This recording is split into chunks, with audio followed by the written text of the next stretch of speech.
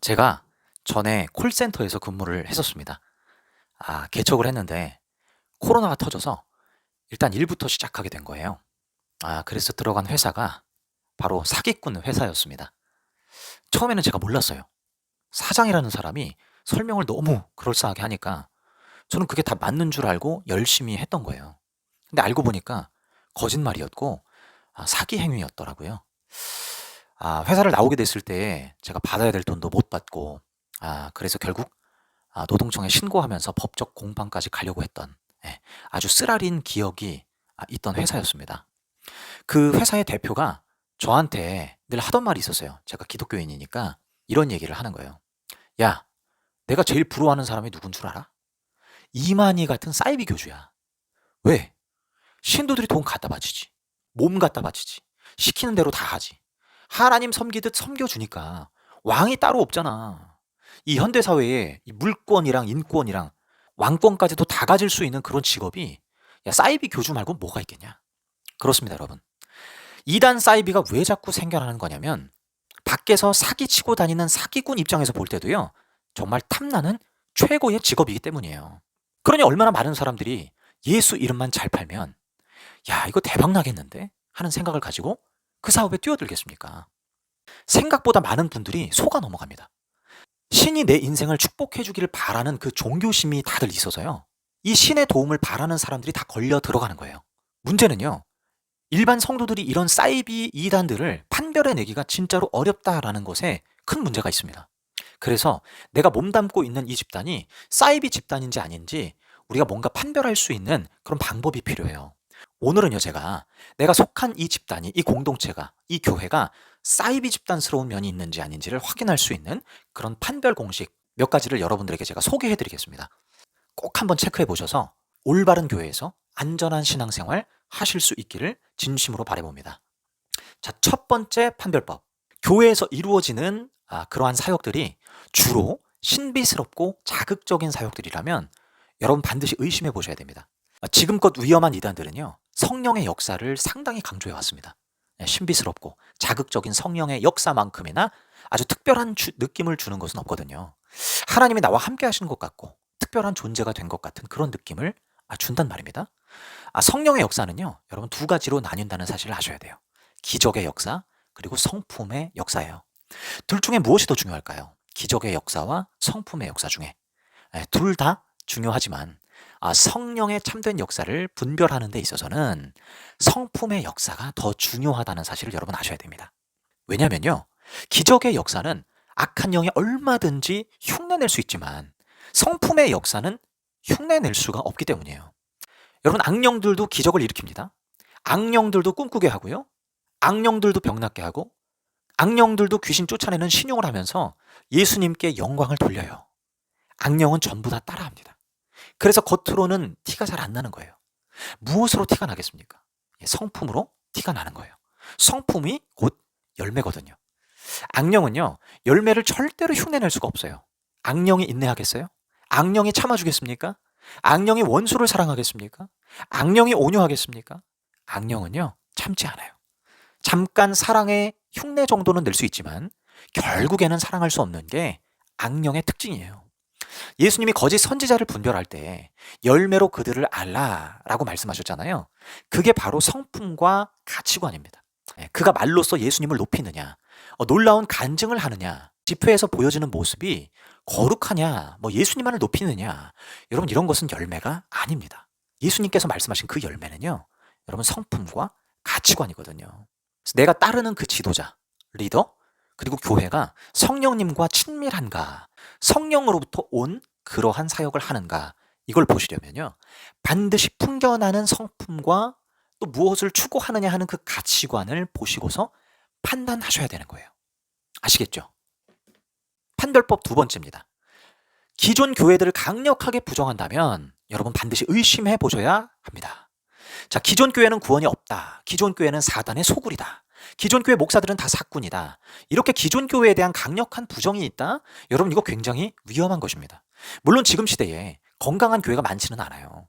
근데 그렇다고 교회를 몽땅 싸잡아 부정할 필요는 없어요. 전부 부정하는 것은요. 여러분 의도가 있기 때문에 그렇게 하는 거예요. 무슨 의도겠어요? 다른 데 못 가게 하려고 하는 의도란 말이에요. 좋은 교회에서 신앙생활 하기를 바란다면 여러분 어떻게든 우리 교회에 오게 할 것이 아니라 거기에 붙들려 있게 할 것이 아니라 그 사람이 가게 되는 그 지역에 좋은 교회를 찾아서 소개시켜 주면 되는 것입니다. 좋은 교회는요 얼마든지 있기 때문이에요. 저희 교회는요 온다 하는 교인에 대해서 다 받아주지를 않습니다. 그리고 간다고 하는 그 교인은요 쿨하게 보내줍니다. 작은 교회로서 그렇게 할 수 있는 이유가 하나님을 신뢰하기 때문이에요. 하나님을 신뢰하면 간다고 하는 영혼을요 붙잡아 놓으려고 하지 않아요. 오히려 축복해 줍니다. 진심으로 축복해 주고 또 필요하다면 좋은 교회를 소개해 줄 수 있는 그런 여유가 생기게 되는 거예요. 우리만 진짜야, 나만 진짜야 라고 하는 것이 여러분 성령으로부터 온 것인지 아니면 인간의 마음에서 비롯된 것인지 여러분 잘 판단해 보셔야 됩니다. 자, 세 번째 판별법입니다. 사람을 통해서 일한다고 하면서 헌금을 강조하는 경우입니다. 하나님이 사람을 통해서 일하시죠. 네, 사역자나 리더, 전도자를 통해서 일하십니다. 그것을 우리가 부정할 필요는 없어요. 근데 사람을 통해서 일한다는 것을 강조하는 것은 조금 다른 문제예요. 참 사역자는요, 자기를 추켜 세우지 않습니다. 따르지 않는 성도가 있다 할지라도 그 따르지 않는 마음을 하나님 앞에서 스스로 점검하게 만들고 그 스스로 하나님 앞에서 돌이키게 만들어요. 사역자를 따르지 않으면 너 하나님을 따르지 않는 거야. 너가 어떻게 성령을 회방할 수가 있어? 여러분 이렇게 말하는 건요. 굉장히 위험한 행동입니다. 자칫 사람을 신처럼 높일 수 있는 거예요. 이러한 정죄감을 갖게 만드는 것은요. 여러분 하나님으로부터 왔다고 할 수 없습니다. 하나님은 사랑이시라. 사랑의 하나님께서 그렇게 하실 리가 없어요.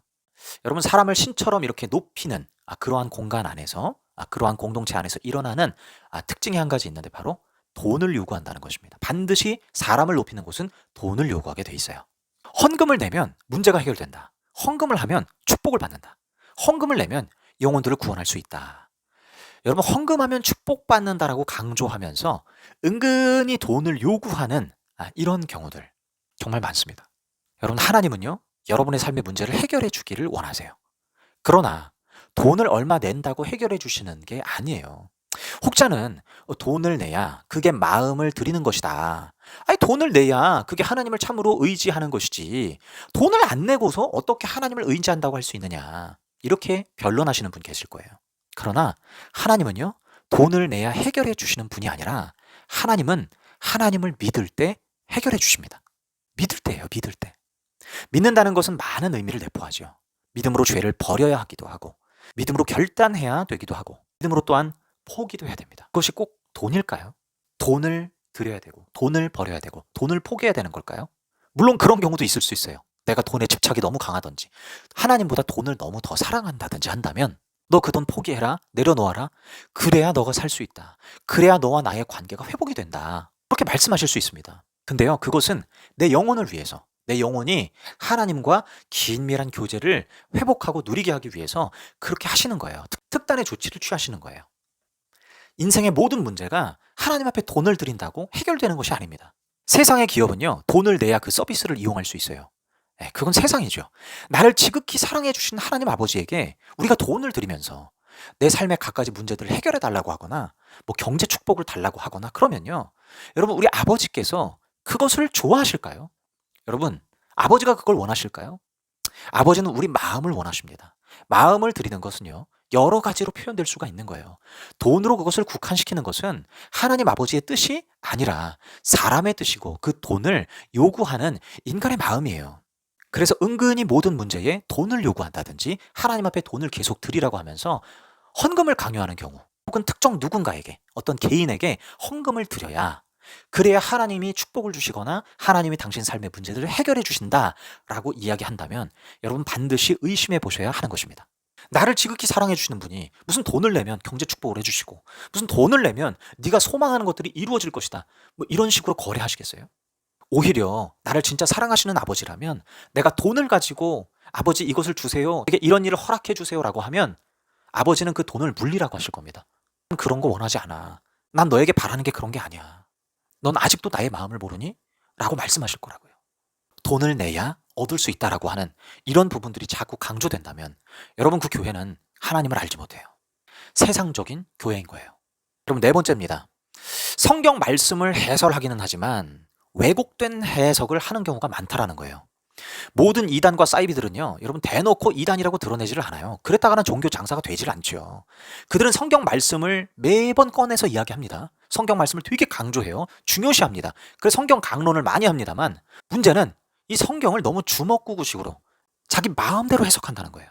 다시 말하면 성경의 맥락이 있습니다. 앞뒤 문맥이 있잖아요. 그걸 통해서 정말 진정한 의미를 찾아내야 되는 것인데, 어떤 한 키워드만 가지고 온다든지 어떤 한 문장만 가지고 와서 그것을 우리 삶에 과도하게 연결해서 뭔가를 선포하고 뭔가를 선언해요. 그러니까 맥락을 완전히 무시하는 거죠. 사람들 듣기 좋게 그럴싸하게 포장해서 성경 말씀을 해설하는 겁니다.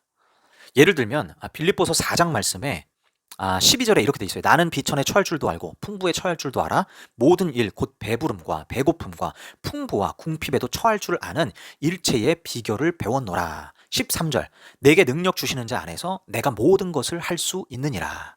여러분 이 말씀 많이 들었을 겁니다. 내게 능력 주시는 자 안에서 내가 모든 것을 할 수 있다. 근데 이것도 맥락 가운데 해설해야 되는데, 어떤 분들은 이 13절만 딱 떼가지고 가지고 와서 봐봐라, 내게 능력 주시는 자 안에서 내가 모든 일을 할 수 있다.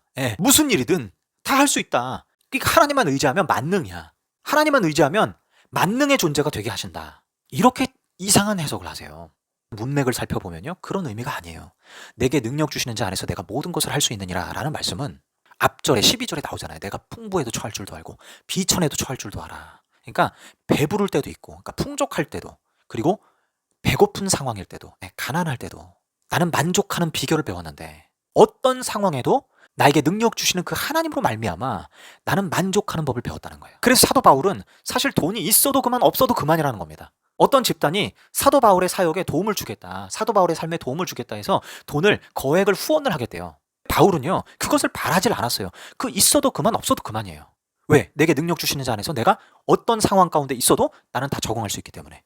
그래서 바울은요, 구걸하지 않았어요. 달라고 하질 않았어요. 그게 있어야 내가 살 수 있다, 뭐 이런 식의 이야기를 하지 않았습니다. 특별히 이 빌립보서 4장이 이 빌립보 교회가 사도 바울에게 돈을 계속 보냈었던 것 같아요. 나름 헌금이라는 명목하에 돈을 몇 번씩 보냈었습니다. 근데 요번에도 이제 바울에게 보내겠다는 거예요. 아마 작은 금액은 아니었던 것 같아요.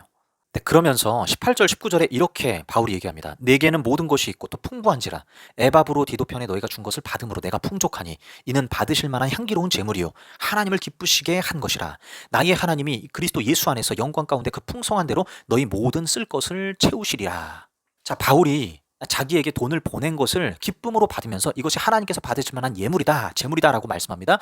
그러면서 그들에게 축복을 선포하는데, 하나님께서 너희들에게 필요한 것을 채우실 것이다 라고 이야기하는 부분이에요. 근데 여러분, 이단 사이비들은요, 이 구절을 가지고 와서 뭐라고 얘기하냐면, 주의 종들을 섬기면, 주의 종들에게 큰 거액의 헌금을 정성 들여서 하나님한테 하듯이 하면, 그러면 하나님께서 당신들에게 엄청난 축복을 주시는데, 배가의 축복을 주시거나 몇 배의 성장을 주시거나 물질적인 어마어마한 축복을 주시거나 부족함이 없도록 엄청나게 채워주시는 축복들을 주신다.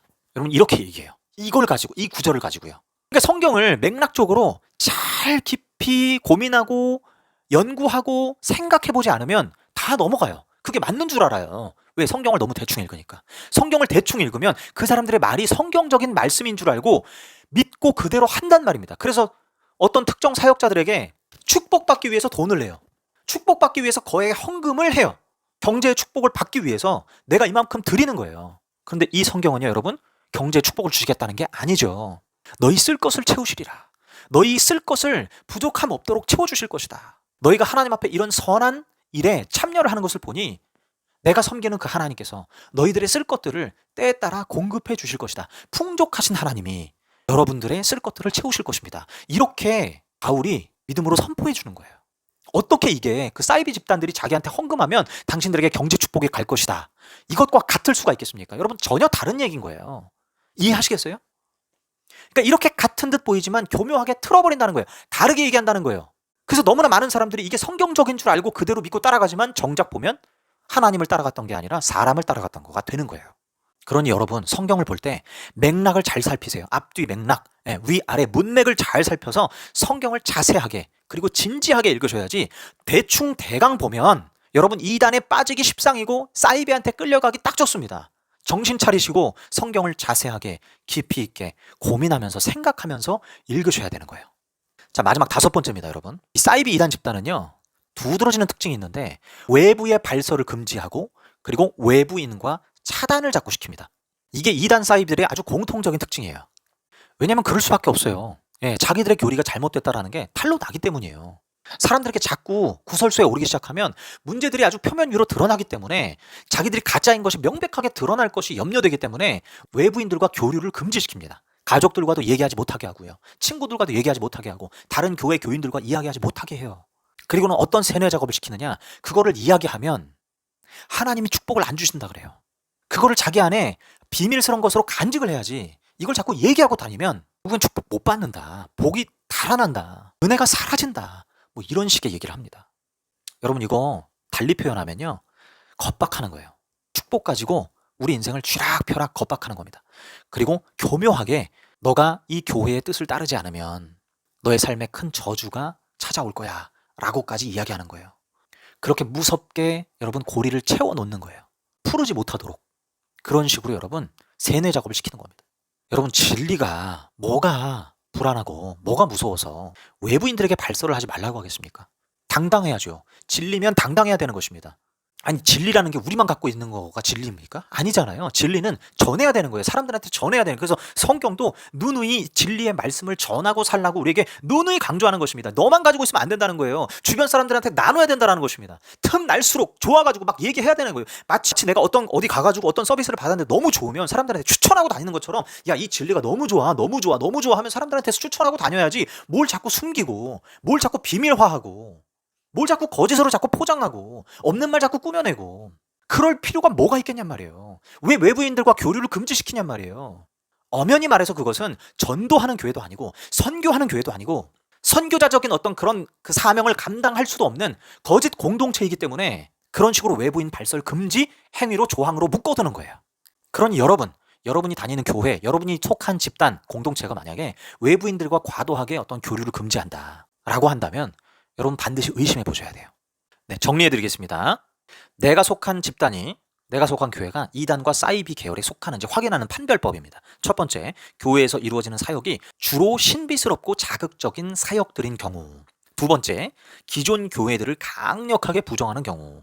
세 번째, 하나님은 사람을 통해 일한다고 강조하면서 헌금을 낼 것을 요구하는 경우. 자, 네 번째, 성경 말씀을 해설하긴 하지만 왜곡된 해석을 하는 경우. 자, 다섯 번째, 외부 발설 금지, 외부인과 자꾸 차단시키는 경우. 이 다섯 가지 항목에 여러모로 부합한다면, 어느 정도 비슷하게 가는 것 같다면 여러분 그 교회는 뒤도 돌아보지 말고 나오세요. 정말입니다, 여러분. 이 다섯 가지와 전반적으로 비슷하다면 지금 당장 끊으세요. 그 사람들과 이런 얘기도 할 필요도 없습니다. 제 채널 얘기할 필요도 없습니다. 괜히 헷갈리게만 할 겁니다. 여러분들한테 자꾸 위협을 줄 뿐이에요. 이상한 안 좋은 일이 자꾸 일어날 거라고 그러면서 여러분들 자꾸 회유할 겁니다. 여러분 들을 거 없어요. 그냥 이 다섯 가지와 어느 정도 맥락이 같다라고 한다면 여러분 그냥 연락 다 차단하시고 앞으로 그 사람들과 어울리지 마세요. 그게 가장 현명한 방법이에요. 이 다섯 가지와 어느 정도는 맞는 것 같은데 또 어떤 부분은 또 안 맞는다. 그러니까 일부분만 일치한다고 한다면 여러분 조금 예의 주시하면서 너무 깊이 침투하지 마시고 적정한 거리를 두시면서 거기에 참여를 하시는 게 나을 것 같아요. 예. 뭐이 다섯 가지 중에 하나만 해당된다 하더라도 막 그냥 뒤도 안 돌아보고 도망가라는 얘기가 아니라 여러분 주의하시란 말이에요. 너무 깊이 빠져들지 마시란 말이에요. 적당선에서 지켜보시고 조금 더 분별의 과정을 거치신 뒤에 여러 목사님들에게도 물어보기도 하시고 주변에 신앙 좋다는 사람들, 성령의 열매가 나타나는 사람들에게 또 이야기도 많이 나눠보시면서 그리고 무엇보다 성경을 가지고 고민하고 씨름하시면서 충분한 분별의 과정을 거친 뒤에 그 다음 여러분의 마음을 여셔도 충분할 거라는 거예요. 여러분 오늘 제가 말씀드린 이 내용들이 여러분들에게 정말 도움이 됐으면 좋겠고요. 저는 지금 박혁 전도자와 이제 시스터지에 대해서 계속 이야기를 하고 있는데 박혁 전도자는 분별이 정말 쉽지 않은 사역자예요. 그런데 너무나 이상한 모습들이 많이 보입니다. 근데요 여러분 시스터지는요 이상한 모습들이 보이는 수준이 아니라 대놓고 이상해요. 저는 박혁 전도자를 대놓고 이단이다 사이비다라고 말하지 않아요. 앞전에도 제가 얘기했지만 박혁 전도자는 조금 더 지켜볼 필요가 있습니다. 저는 중립도 아니고 완전히 이단과 사이비로 모는 것도 아니라 부정적인 입장이에요. 박혁 전도자는 위험하다. 위험한 부분이 분명히 있다. 그런 마음을 가지고 저는 박혁 전도자를 지켜보는 것이고 반면에 시스터지는요. 저는 사이비로 완전히 규정을 했습니다. 정말 위험한 사람이에요. 그래서 혹시 제 채널을 보시면서 고민하고 계시는 분들이 있다면 특히 시스터지에게 영향을 받고 있으신 분들이 있다면 여러분 권면합니다. 나오세요. 계속해서 라이브 방송, 줌 이런 거 통해서 계속해서 그 사람에게 세뇌당하시면 안 돼요. 실시간 방송 들어갈 시간에 거기서 2시간, 3시간 듣고 있을 시간에 여러분 2시간, 3시간 세번역 성경 가지고 여러분 성경을 보세요. 하루에 2시간씩 성경만 보잖아요. 1년이면 여러분 진짜 성경적인 사람이 돼 있을 거예요. 정말 하나님과 깊은 교제를 하실 거예요. 여러분이 알지 못했던 너무나 영적인 신비들, 너무나 신비로운 경험들, 하나님이 정말 많은 것들을 보여주실 겁니다. 과일도 여러분 생과일이 맛있잖아요. 생과일과 같은 것을 먹어야 되잖아요. 냉동식품 드실 거예요? 생과일이 뭐예요? 성경이잖아요. 성경이 제일 원액이란 말이에요. 원액인 성경을 가지고 씨름하시고 기도하셔야지. 왜? 소속도 모르겠고 정체도 모르겠고 만날 수도 없고 어디 소속인지도 모르고 무슨 교육을 받았는지 무슨 신앙생활을 해왔는지 그 삶도 검증도 안 되고 확인도 할 수 없는 그런 사역자에게서 여러분의 신앙생활을 이어가십니까? 정말 어리석은 겁니다. 그 실시간 방송 몇 시간 동안 듣고 있을 시간에 성경을 보시라고요. 그게 더 확실하고 그게 훨씬 안전한 거예요. 무슨 성경 말씀 보면 무슨 지식이 자꾸 드러난다고. 이게 무슨 지식의 영이다, 종교의 영이다, 뭐 이따구 소리를 하는데요. 여러분 그거야말로 신성모독입니다. 성경 말씀을 종교의 영이다, 지식의 영으로 여러분 절대 치부해서는 안 되는 것입니다. 여러분이 하나님 앞에 진지하게 기도하면서 하나님 성령님 저에게 알게 하십시오 하면서 여러분 성경 말씀을 문맥을 떠나지 않고 진지하게 살피면서 그렇게 성경을 보다 보면 하나님께서 감동을 주세요. 성령님이 감동을 주세요. 그 감동 따라 여러분 기도하시고 감동 따라 순종하시면 돼요. 이게 어떻게 종교의 영이고 어떻게 지식의 영입니까? 진짜 말도 안 되는 논리를 펴는 사람들이 얼마나 이 순진한 교인들을 꿰는지 정말 보면 진짜 화가 납니다. 그러니 여러분 제가 권면드린 이 말씀들을 잘 기억하셔서 꼭 실천해 주셨으면 좋겠습니다. 꼭이요. 꼭. 제가 신앙생활을 잘 하고 있다가요. 예. 열심히 하면 되는 줄 알고 네. 열심히 하다가 친구 따라 갔던 곳이 처음에는 몰랐는데 나중에 알고 보니까 그게 이단이었어요. 아이고. 처음에 갔을 때는 오직 영혼 사랑한다고 그리고 그렇게 거기 가면 꿈을 그렇게 많이 처음에는 꾸더라고요. 네. 그래서 또 안 보고 믿는 것보다는 보고 믿는 게 안 좋나 이런 이제 그런 제 마음으로 속정금 생명의 속정금을 드리면 그 영혼들을 주님께로 인도할 수 있다 이래서 정말 열심히 했어요. 그랬는데 나중에 좀 지나고 나니까 알게 되었고 그래서 결국은 그 교회 자체가 완전히 이제 없어지고 제가 그 사람한테 했던 거 하나님한테 회개했거든요. 하나님 제가 인간을 봤습니다. 이제 목사라는 그분을 통해서 하나님한테 가는 것처럼 그래 수혜종한테 잘하고 또 이렇게 현금해서 영혼들을 구원하면 되겠다 이런 그거였는데 그게 개인 그것만 하더라고요. 나중에 알고 보니까.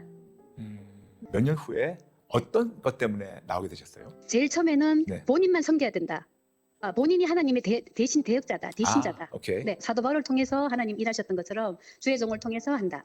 그다음에 나한테 하나님이 계시를 주셨다. 네. 그러니까 그러고 딱 들어갔을 때 밖에 사람들하고 일절 연락을 못하게 하더라고요.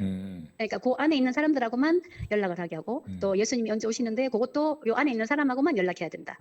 그리고 두 번째는 결국은 돈이었어요, 목사님. 우리 아빠가 그 췌장에 걸려서 수술하고 내려왔는데도 그때도 이제 저한테 직접은 못 그러고 다른 사람들을 통해서 얘기하는 거 뭐냐면 저 집안에 있는 거 한 1억 정도 대출해서 하면 하나님 해주시는데 근데 그때는 제가 아니라고 알았기 때문에 아무리 뭐 옆에서 깨도 이제 안 한다 끝이다 이런 마음으로 안 했거든요. 결국은 본인 자신을 섬기는 것과 그 다음에 돈이더라고요. 네, 그래서 이건 아니다. 내가 마음에 평안이 없고 정말 주의 종이고 그러면 내가 정말 죽을 것 같이 힘들 때 와서 해주고 기도해주고 이래야 되는데 그게 아니라 그 와중에서도 돈을 원하더라고요. 뭐 이렇게 신앙생활을 하면서 이렇게 잔잔한 그런 것보다도 뭔가 이렇게 좀 보고 듣고 그런 거를 굉장히 이렇게 추구했었습니다, 목사님. 네.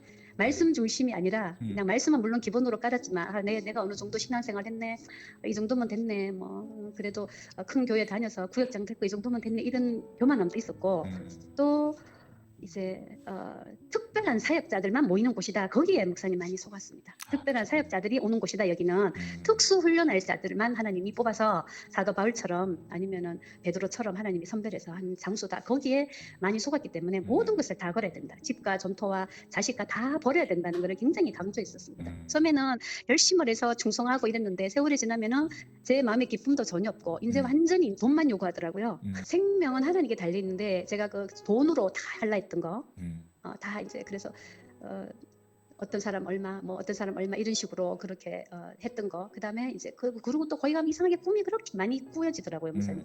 그게 저는 하나님이 주신 감동인 줄 알고 거기에 순종을 다 했죠. 누구는 얼마 탁탁 나오는 거예요. 그게 너무 신기했습니다. 그래서 근데 뭔가 이렇게 그 이후에는 뭔가 이렇게 좀 막힌 것 같은, 뭔가 시원하지 않는.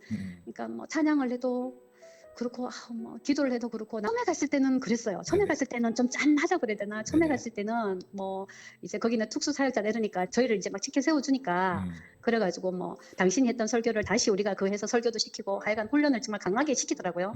그래서 그런 부분 하니까 내 스스로가 나는 참 대단한 존재인갑다. 제가 옛날에 하나님 앞에 서운한 것도 있고 이래서 하나님이 이쪽으로 연결해 주시는 것 같다. 이런 그걸로 하다가 처음에는 너무 잘해줘요. 다들 딱 숨기고 입단속을 많이 하니까 몰랐고 나중에 이제 자꾸 그런 걸 하면서 아니라는 걸 느꼈죠. 불안하고 마음이 힘들고 이건 아니다 하는 거를 한계를 느꼈을 때 그다음에 이제 또 이렇게 교회 자체가 완전히 없어져 버렸죠.